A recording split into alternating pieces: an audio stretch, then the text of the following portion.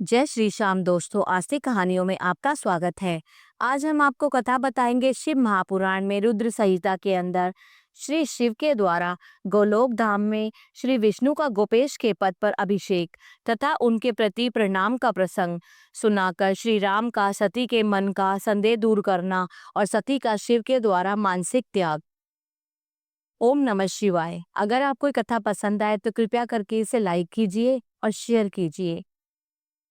श्री राम बोले, देवी, प्राचीन काल में एक समय परम श्रेष्ठा भगवान शंभू ने अपने परात्पर धाम में विश्वकर्मा को बुलाकर उनके द्वारा अपनी गौशाला में एक रमणीय भवन बनवाया जो बहुत ही विस्तृत था। उसमें एक श्रेष्ठ सिंहासन का भी निर्माण कराया। उस सिंहासन पर भगवान शंकर ने विश्वकर्मा द्वारा एक छत्र बनवाया जो बहुत ही दिव्य, सदा के लिए अद्भुत और परम उत्तम था। तत्पश्चात उन्होंने सब ओर से इंद्र और देवगणों, सिद्धों, गंधर्वों, नागादिकों तथा संपूर्ण उपदेवों को भी शीघ्र वहां बुलवाया। समस्त वेदों और आगमों को, पुत्रों सहित ब्रह्मा जी को, मुनियों को तथा अप्सराओं सहित समस्त देवियों को, जो नाना प्रकार की वस्तुओं से संपन्न थी, आमंत्रित किया। इनके सिवा देवताओं, ऋषियों, सिद्धों और नागों की 16-16 कन्याओं को भी बुलवाया जिनके हाथों में मांगलिक वस्तुएं थी। मुने वीणा, मृदंग आदि नाना प्रकार के वाद्यों को बजवाकर सुंदर गीतों द्वारा महान उत्सव रचाया। संपूर्ण औषधियों के साथ राज्याभिषेक के योग्य एक द्रव्य एकत्र किए गए। प्रत्यक्ष तीर्थों के जलों से भरे हुए 5 कलश भी मंगवाए गए। इनके सिवा और भी बहुत सी दिव्य सामग्रियों को भगवान शंकर ने अपने पार्षदों द्वारा मंगवाया और वहां उच्च स्वर से वेद मंत्रों का घोष करवाया। देवी, भगवान विष्णु की पूर्ण भक्ति से महेश्वर देव सदा प्रसन्न रहते थे, इसलिए उन्होंने प्रीति युक्त हृदय से श्री हरि को बैकुंठ से बुलवाया और शुभ मुहूर्त में श्री हरि को उस श्रेष्ठ सिंहासन पर बैठाकर महादेव जी ने स्वयं ही प्रेम पूर्वक उन्हें सब प्रकार के आभूषणों से विभूषित किया। उनके मस्तक पर मनोहर मुकुट बांधा गया और उनमें मंगल कौतुक कराए गए। ये सब हो जाने के बाद महेश्वर ने स्वयं ब्रह्मांड मंडप में श्री हरि का अभिषेक भी किया। उन्हें अपना वह सारा ऐश्वर्य प्रदान किया जो दूसरों के पास नहीं था। तदनंतर स्वतंत्र ईश्वर भक्त वत्सल शंभू ने श्री हरि का स्तवन किया और अपनी पराधीनता को स्वतंत्र प्रसिद्ध करते हुए लोककर्ता ब्रह्मा से इस प्रकार बोले। महेश्वर ने कहा, लोकेश, आज से मेरी आज्ञा के अनुसार ये विष्णु हरि स्वयं मेरे वंदनीय हो गए। इस बात को सभी सुन रहे हैं। तात, तुम संपूर्ण देवता आदि के साथ इन श्री हरि को प्रणाम करो और ये वेद मेरी आज्ञा से मेरी ही तरह इस श्री हरि का वर्णन करेंगे। श्री रामचंद्र जी कहते हैं, देवी, भगवान विष्णु की शिव भक्ति देखकर प्रसन्नचित्त हुए वरदायक भक्त वत्सल रुद्रदेव ने उपयुक्त बात कहकर स्वयं ही श्री गरुड़ ध्वज को प्रणाम किया। तदनंतर ब्रह्मा आदि देवताओं, मुनियों और सिद्ध आदि ने भी उस समय श्री हरि की वंदना की। इसके बाद अत्यंत प्रसन्न हुए भक्त वत्सल महेश्वर ने देवताओं के समक्ष श्री हरि को बड़े बड़े वरदान प्रदान किए। महेश बोले, हरे, तुम मेरी आज्ञा से संपूर्ण लोकों के कर्ता, पालक और संहारक हो जाओ। धर्म, अर्थ और काम के दाता तथा दुर्नीति अथवा अन्याय करने वाले दुष्टों को दंड देने वाले हो। महान बल पराक्रम से संपन्न जगत पूज्य जगदीश्वर बने रहो। सम्रांगण में तुम कहीं भी जीते नहीं जा सकोगे। मुझसे भी तुम कभी पराजित नहीं होगे। तुम मुझसे मेरी दी हुई 3 प्रकार की शक्तियां ग्रहण करो। एक तो इच्छा आदि सिद्धि, दूसरी नाना प्रकार की लीलाओं को प्रकट करने की शक्ति और तीसरी तीनों लोकों में नित्य स्वतंत्रता। हरे, जो तुमसे द्वेष करने वाले हैं वे निश्चय ही मेरे द्वारा प्रयत्न पूर्वक दंडनीय होंगे। विष्णु, मैं तुम्हारे भक्तों को उत्तम मोक्ष प्रदान करूंगा। तुम इस माया को भी ग्रहण करो जिसका निवारण करना देवता आदि के लिए भी कठिन है तथा जिससे मोहित होने पर यह विश्व जड़ रूप हो जाएगा। हरे, तुम मेरी बाईं भुजा हो और विधाता दाहिनी भुजा। तुम इन विधाता के भी उत्पादक और पालक हो। मेरा हृदय रूप जो रुद्र है वही मैं ही हूँ, इसमें संशय नहीं है। वह रुद्र तुम्हारा और ब्रह्मा आदि देवताओं का भी निश्चय ही पूज्य है। तुम यहाँ रहकर विशेष रूप से संपूर्ण जगत का पालन करो। नाना प्रकार की लीलाएं करने वाले विभिन्न अवतारों द्वारा सदा सबकी रक्षा करते रहो। मेरे चिन्मय धाम में तुम्हारा जो यह परम वैभवशाली और अत्यंत उज्जवल स्थान है वह गोलोक नाम से विख्यात होगा। हरे, भूतल पर जो तुम्हारे अवतार होंगे वे सबके रक्षक और मेरे भक्त होंगे। मैं उनका अवश्य दर्शन करूंगा। वे मेरे वर से सदा प्रसन्न रहेंगे। श्री रामचंद्र जी कहते हैं, देवी, इस प्रकार श्री हरि को अपना अखंड ऐश्वर्य सौंपकर उमा वल्लभ भगवान हर स्वयं कैलाश पर्वत पर रहते हुए अपने पार्षदों के साथ स्वच्छंद क्रीड़ा करते हैं। तभी से भगवान लक्ष्मीपति वहां गोप वेश धारण करके आए और गोप, गोपी और गौओं के अधिपति होकर बड़ी प्रसन्नता के साथ रहने लगे। वे श्री विष्णु प्रसन्नचित्त हो समस्त जगत की रक्षा करने वाले लगे। वे शिव की आज्ञा से नाना प्रकार के अवतार ग्रहण करके जगत का पालन करते हैं। इस समय वे श्री हरि भगवान शंकर की आज्ञा से 4 भाइयों के रूप में अवतीर्ण हुए। उन 4 भाइयों में सबसे बड़ा मैं राम, दूसरे भरत, तीसरे लक्ष्मण, चौथे शत्रुघ्न है। देवी, मैं पिता की आज्ञा से सीता और लक्ष्मण के साथ वन आया था। यहाँ किसी निशाचर ने मेरी पत्नी सीता को हर लिया है और मैं विरही होकर भाई के साथ इस वन में अपनी प्रिया का अन्वेषण करता हूँ। जब आपका दर्शन प्राप्त हो गया तब सर्वथा मेरा कुशल मंगल ही होगा। माँ सती, आपकी कृपा से ऐसा होने में कोई संदेह नहीं है। देवी, निश्चय ही आपकी ओर से मुझे सीता की प्राप्ति विषयक वर प्राप्त होगा। आपके अनुग्रह से उस दुख देने वाले पापी राक्षस को मारकर मैं सीता को अवश्य प्राप्त करूंगा। आज मेरा महान सौभाग्य है जो आप दोनों ने मुझ पर कृपा की। जिस पर आप दोनों दयालु हो जाएं, वह पुरुष धन्य और श्रेष्ठ है। इस प्रकार बहुत सी बातें कहकर कल्याणमयी सती देवी को प्रणाम करके रघुकुल शिरोमणि श्री राम उनकी आज्ञा से उस वन में विचरने लगी। पवित्र हृदय वाले श्री राम की यह बात सुनकर सती मन ही मन शिव भक्ति परायण रघुनाथ जी की प्रशंसा करती हुई बहुत प्रसन्न हुई। पर अपने कर्म को याद करके उनके मन में बड़ा शोक हुआ। उनकी अंग कांति फीकी पड़ गई। वे उदास होकर शिवजी के पास लौटी। मार्ग में जाती हुई देवी सती बारंबार चिंता करने लगी कि मैंने भगवान शिव की बात क्यों नहीं मानी और श्री राम के प्रति कुत्सित बुद्धि कर ली। अब शंकर जी के पास जाकर उन्हें क्या उत्तर दूंगी। इस प्रकार बारंबार विचार करके उन्हें उस समय बड़ा पश्चाताप हुआ। शिव के समीप जाकर सती ने उन्हें मन ही मन प्रणाम किया। उनके मुख पर विषाद छा रहा था। वे शोक से व्याकुल और निस्तेज हो गई थी। सती को दुखी देख भगवान हर ने उनका कुशल समाचार पूछा और प्रेम पूर्वक कहा, तुमने किस प्रकार परीक्षा ली। उनकी यह बात सुनकर सती मस्तक झुकाए उनके पास खड़ी हो गई और उनका मन शोक और विषाद में डूबा हुआ था। भगवान महेश्वर ने ध्यान लगाकर सती का सारा चरित्र जान लिया, उन्हें मन से त्याग दिया। वेद धर्म का प्रतिपालन करने वाले परमेश्वर शिव ने अपनी पहले की हुई प्रतिज्ञा को नष्ट नहीं होने दिया। सती का मन से त्याग करके वे निवास भूत कैलाश पर्वत पर चले गए। मार्ग में महेश्वर और सती को सुनाते हुए आकाशवाणी हुई, बोली, परमेश्वर, तुम धन्य हो, तुम्हारी ये प्रतिज्ञा भी धन्य है। तीनों लोकों में तुम्हारे जैसा महायोगी और महाप्रभु दूसरा कोई नहीं है। वह आकाशवाणी सुनकर देवी सती की कांति फीकी पड़ गई। उन्होंने भगवान शिव से पूछा, नाथ, मेरे परमेश्वर, आपने कौन सी प्रतिज्ञा की है, बताइए।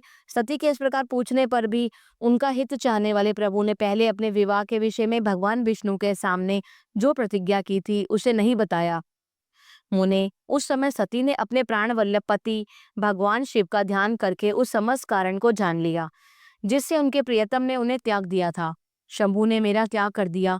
इस बात को जानकर दक्ष कन्या सती शीघ्र ही अत्यंत शोक में डूब गई और बारंबार सिसकने लगी। सती के मनोभाव को जानकर शिव ने उनके लिए जो प्रतिज्ञा की थी उसे गुप्त ही रखा और वे दूसरी दूसरी बहुत सी कथाएं कहने लगे। नाना प्रकार की कथाएं कहते हुए वे सती के साथ कैलाश पर जा पहुंचे और श्रेष्ठ आसन पर स्थित हो चित्तवृत्तियों के निरोध पूर्वक समाधि लगा अपने स्वरूप का ध्यान करने लगे। सती मन में अत्यंत विषाद ले अपने उस धाम में रहने लगी। मुने, शिवा और शिव के उस चरित्र को कोई नहीं जानता था। महामुने, स्वेच्छा से शरीर धारण करके लोक लीला का अनुसरण करने वाले उन दोनों प्रभुओं का इस प्रकार वहां रहते हुए दीर्घ काल व्यतीत हो गया। तत्पश्चात उत्तम लीला करने वाले महादेव जी ने ध्यान तोड़ा। यह जानकर जगदम्बा सती वहां आई और उन्होंने व्यथित हृदय से शिव के चरणों में प्रणाम किया। उदार चेता शंभु ने उन्हें अपने सामने बैठने के लिए आसन दिया और बड़े प्रेम से बहुत सी मनोरम कथाएं कही। उन्होंने वैसी ही लीला करके सती के शोक को तत्काल दूर कर दिया। वे पूर्व सुखी हो गई। फिर भी शिव ने अपनी प्रतिज्ञा को नहीं छोड़ा। तात परमेश्वर शिव के विषय में यह कोई आश्चर्य की बात नहीं समझनी चाहिए। मुनि लोग शिवा और शिव की ऐसी ही कथा कहते हैं। कुछ मनुष्य उन दोनों में वियोग मानते हैं, परंतु उनमें वियोग कैसे संभव है। शिव और शिव के चरित्र को वास्तविक रूप से कौन जानता है। वे दोनों सदा अपनी इच्छा से खेलते हैं और भांति भांति की लीलाएं करते हैं। सती और शिव वाणी और अर्थ की भांति एक दूसरे से नित्य संयुक्त हैं। उन दोनों में वियोग होना असंभव है। उनकी इच्छा से ही उनमें लीला वियोग हो सकता है। ओम नमः शिवाय। अगला अध्याय। प्रयाग में समस्त महात्मा मुनियों द्वारा किए गए यज्ञ में दक्ष का भगवान शिव को तिरस्कार पूर्वक श्राप देना तथा नंदी द्वारा ब्राह्मण कुल को श्राप प्रदान, भगवान शिव का नंदी को शांत करना। ब्रह्मा जी कहते हैं, नारद, पूर्व काल में समस्त महात्मा मुनि प्रयाग में एकत्र हुए थे। वहां सम्मिलित हुए उन सब महात्माओं को विधि विधान से बहुत बड़ा यज्ञ हुआ। उस यज्ञ में संकादिक सिद्धगण, देवर्षि, प्रजापति, देवता तथा ब्रह्म का साक्षात्कार करने वाले ज्ञानी भी पधारे थे। मैं भी मूर्तिमान महातेजस्वी निगमों और आगमों से युक्त हो सब परिवार वहां गया था। अनेक प्रकार के उत्सवों के साथ वहां उनका विचित्र समाज जुटा था। नाना शास्त्र के संबंध में ज्ञान चर्चा एवं वाद विवाद हो रहे थे। मुने उस अवसर पर सती तथा पार्षदों के साथ लोक हितकारी, सृष्टिकर्ता एवं सबके स्वामी भगवान रुद्र भी वहां आ पहुंचे। भगवान शिव को आया देख संपूर्ण देवताओं, सिद्धों तथा मुनियों ने और मैंने भी भक्ति भाव से उन्हें प्रणाम किया और उनकी स्तुति की। फिर शिव की आज्ञा पाकर सब लोग प्रसन्नता पूर्वक यथास्थान बैठ गए। भगवान का दर्शन पाकर सब लोग संतुष्ट थे और अपने सौभाग्य की सराहना करते थे। इस बीच में प्रजापतियों के भी पति प्रभु दक्ष, जो बड़े तेजस्वी थे, अकस्मात घूमते हुए प्रसन्नता पूर्वक वहां आए। वे मुझे प्रणाम करके मेरी आज्ञा ले वहां बैठे। दक्ष उन दिनों समस्त ब्रह्मांड के अधिपति बनाए गए थे, अतएव सबके द्वारा सम्माननीय थे, परंतु अपने इस गौरवपूर्ण उन पद को लेकर उनके मन में बड़ा अहंकार था, क्योंकि वे तत्व ज्ञान से शून्य थे। उस समय समस्त देवर्षियों ने नतमस्तक हो स्तुति और प्रणाम के द्वारा दोनों हाथ जोड़कर उत्तम तेजस्वी दक्ष का आदर सत्कार किया। परंतु जो नाना प्रकार के लीला विहार करने वाले सबके स्वामी और उत्कृष्ट लीलाकारी स्वतंत्र परमेश्वर हैं, उन महेश्वर ने उस समय दक्ष को मस्तक नहीं झुकाया। वे अपने आसन पर ही बैठे रह गए। महादेव जी को वहां मस्तक झुकाते ना देख मेरे पुत्र प्रजापति दक्ष मन ही मन अप्रसन्न हो गए। उन्हें रुद्र पर सहसा क्रोध आ गया। वे ज्ञान शून्य तथा महान अहंकारी होने के कारण महाप्रभु रुद्र को क्रूर दृष्टि से देखकर सबको सुनाते हुए उच्च स्वर से कहने लगे। दक्ष ने कहा, ये सब देवता, असुर, श्रेष्ठ, ब्राह्मण तथा ऋषि मुझे विशेष रूप से मस्तक झुकाते हैं, परंतु वह जो प्रेतों और पिशाचों से घिरा हुआ महामनस्वी बनकर बैठा है, वह दुष्ट मुझ मनुष्य के समान क्यों मुझे प्रणाम नहीं करता। शमशान में निवास करने वाला यह निर्लज्ज जो मुझे इस समय प्रणाम नहीं करता, इसका क्या कारण है? इसके वेदोक्त कर्म लुप्त हो गए हैं। यह भूतों और पिशाचों से सेवित तो मतवाला बना फिरता है और शास्त्रीय विधि की अवहेलना करके नीति मार्ग को सदा कलंकित किया करता है। इसके साथ रहने वाले या इसके अनुसरण करने वाले लोग पाखंडी, दुष्ट, पापाचारी तथा ब्राह्मण को देखकर उद्दंडता पूर्वक उसकी निंदा करने वाले होते हैं। यह स्वयं ही स्त्री में आसक्त रहने वाला था, व्रति कर्म में ही दक्ष है, अतः मैं इसे शाप देते हुए उद्यत हुआ हूँ। यह रुद्र चारों वर्णों से पृथक और कुरूप है, इसे यज्ञ से बहिष्कृत कर दिया जाए। यह शमशान में निवास करने वाला तथा उत्तम कुल में जन्म से हीन है, इसलिए देवताओं के साथ यह यज्ञ में भाग ना पाए। ब्रह्मा जी कहते हैं, नारद, दक्ष की कही हुई यह बात सुनकर भृगु आदि बहुत से महर्षि रुद्रदेव को दुष्ट मानकर देवताओं के साथ उनकी निंदा करने लगे। दक्ष की बात सुनकर नंदी को बड़ा रोष हुआ। उनके नेत्र चंचल हो उठे और वे दक्ष को शाप देने के विचार से तुरंत इस प्रकार बोले। नंदीश्वर ने कहा, अरे अरे रे महामूढ़, दुष्ट बुद्धि, शट दक्ष, तूने मेरे स्वामी महेश्वर को यज्ञ से बहिष्कृत क्यों कर दिया? जिनके स्मरण मात्र से यज्ञ सफल और तीर्थ पवित्र हो जाते हैं, उन्हीं महादेव जी को तूने शाप दे दिया। दुर्बुद्धि दक्ष, तूने ब्राह्मण जाति की चपलता से प्रेरित हो इन रुद्रदेव को व्यर्थ ही शाप दे डाला है। महाप्रभु रुद्र सर्वथा निर्दोष हैं, तथापि तूने व्यर्थ ही उनका उपहास किया है। ब्राह्मण धाम जिन्होंने इस जगत की सृष्टि की, जो इसका पालन करते हैं और अंत में जिनके द्वारा इसका संहार होगा, उन्हीं इन महेश्वर को रूप तूने श्राप कैसे दे दिया? नंदी के इस प्रकार फटकारने पर प्रजापति दक्ष रोष से आग बबूला हो गया और उन्हें शाप देते हुए बोला, अरे रुद्रगणों, तुम सब लोग वेद से बहिष्कृत हो जाओ। वैदिक मार्ग से भ्रष्ट और महर्षियों द्वारा त्यक्त हो पाखंडवाद में लग जाओ और शिष्टाचार से दूर रहो। सिर पर जटा और शरीर में भस्म एवं हड्डियों के आभूषण धारण करके मद्यपान में आसक्त रहो। जब दक्ष ने शिव के पार्षदों को इस प्रकार शाप दे दिया, तब उस शाप को सुनकर शिव के प्रिय भक्त नंदी अत्यंत रोष से के वशीभूत हो गए। शिलाद पुत्र नंदी भगवान शिव के प्रिय पार्षद और तेजस्वी हैं। वे गर्व से भरे हुए महादुष्ट दक्ष को तत्काल इस प्रकार उत्तर देने लगे।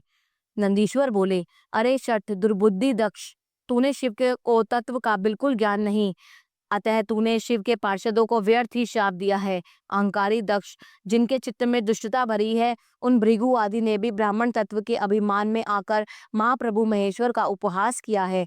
अतः यहाँ जो भगवान रुद्र से विमुख तुझ जैसे दुष्ट ब्राह्मण विद्यमान हैं, उनको मैं रुद्र तेज के प्रभाव से ही शाप देता हूँ।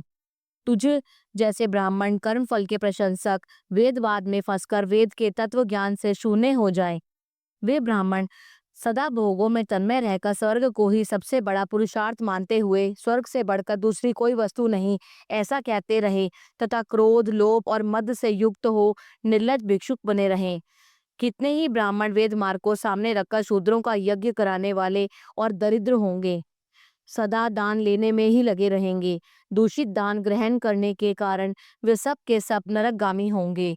दक्ष, उनमें से कुछ ब्राह्मण तो ब्रह्म राक्षस भी होंगे। जो परमेश्वर शिव को सामान्य देवता समझकर उनसे द्रोह करता है, वह दुष्ट बुद्धि वाला प्रजापति दक्ष तत्व ज्ञान से विमुख हो जाए।